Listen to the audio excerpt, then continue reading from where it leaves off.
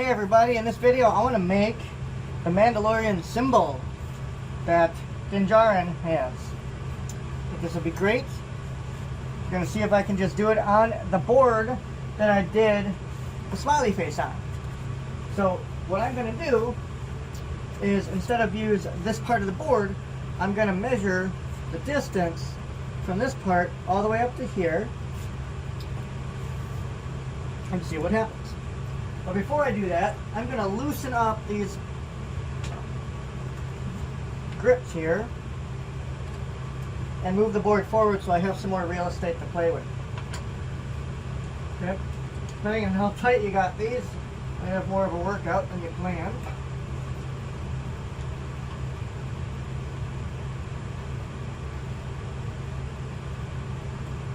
Okay, so I'll move this forward. Okay. Make sure it's square to the board here. Won't matter too much with this project, but you do want to make sure,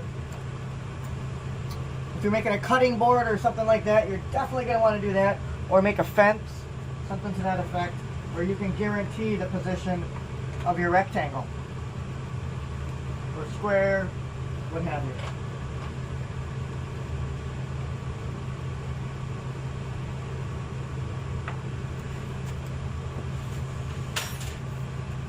So I downloaded this image as an SVG and it came out perfectly there.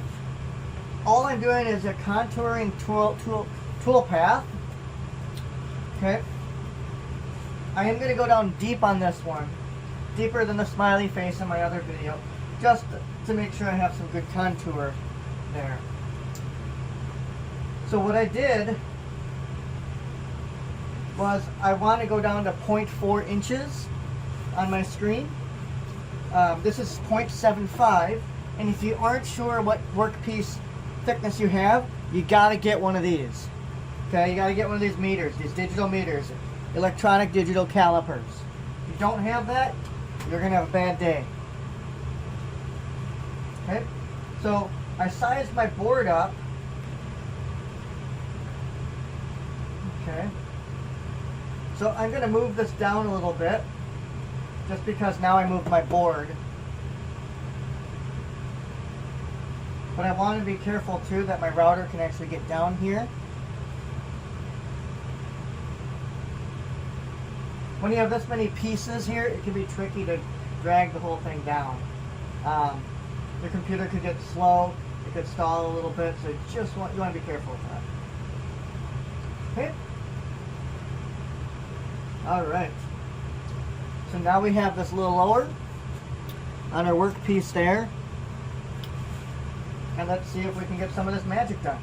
I'm going to save the file. Okay. But I'm also going to go to Toolpaths and hit Save G-Code. Okay. Now my machine is not on yet. It's not even plugged in. But I wanted to show you that you can go into Carbide Create, do this without needing your machine on yet. So now I'm going to go and plug it in. Now we want to initialize the machine first. Okay? Make sure your belts are nice and tight. Sometimes you're going to have to adjust your belts. So I know there's a lot of videos out there that say you rarely have to adjust them. I always adjust them, just in case. Because if your belt stalls or is too tight or something while you're doing a project, you could ruin your project. So my belt was a little loose here, so I'm going to go through and just tighten it up a little bit again. This might be overkill doing the maintenance every time, but why not? It takes a few seconds compared to a half-hour project that gets ruined just because you didn't take the time. So now we'll hit initialize, make sure everything is off on the router and everything else is ready to go.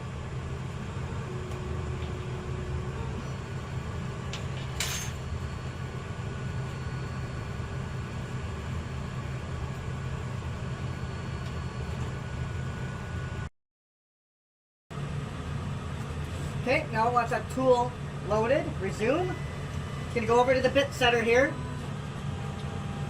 Make sure it can touch that thing.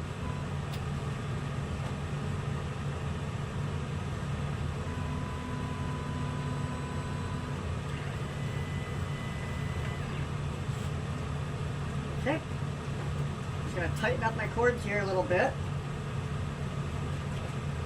And now it's set. Now we can load our file. And it thinks it'll go for 41 minutes. So we can hit start job, but first I want to jog. What is jogging? It's telling the system where your workpiece starts. The XYZs, right over here. So we're going to tell it where it is.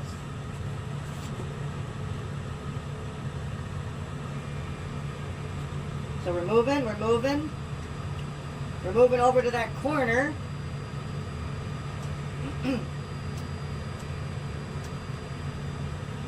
Okay. Now we're going to go inward. Okay, how does that look? Okay, well we can't go over any further, so either I have to move my workpiece or I have to trust that the size of the job is going to be okay. Okay. So now we're going to go down. Okay. Okay, this piece fell off. It's okay. Just a magnet. If you have the piece of paper, or you can eyeball it. I mean, it's pretty darn close. Okay, that's really good. Okay. There we go. Now it's back on. Exactly. Okay. So now that we know where everything is, we're going to go to set 0. Okay, now we're done. We can go to run and start job. It starts. It's going to find its position where it needs to go. And now it wants me to put in a tool. It's going to do the bit setter to find its height on the bit. And now it wants me to turn the spindle on. Turn it on, and here we go. Alright, we're done.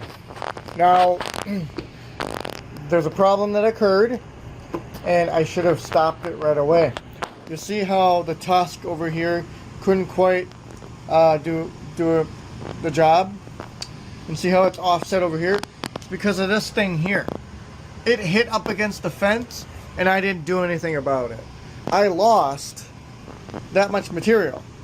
Like I positioned it here, the gap, but I lost some material, just enough to make this be a failure. But what I want you to see is, look at how cool it is. I mean, this isn't the right bit for this. Believe me, I know that. You need to have a V-carve bit and do some stuff like that. But I'm actually really happy with how this turned out. You could tell, now I could cut this, you know, obviously the tusk there, but I could paint this. I could have Oramasked this, put blue vinyl over it to protect, and then I could have taken some spray paint, put it in here to make it red or whatever color I want.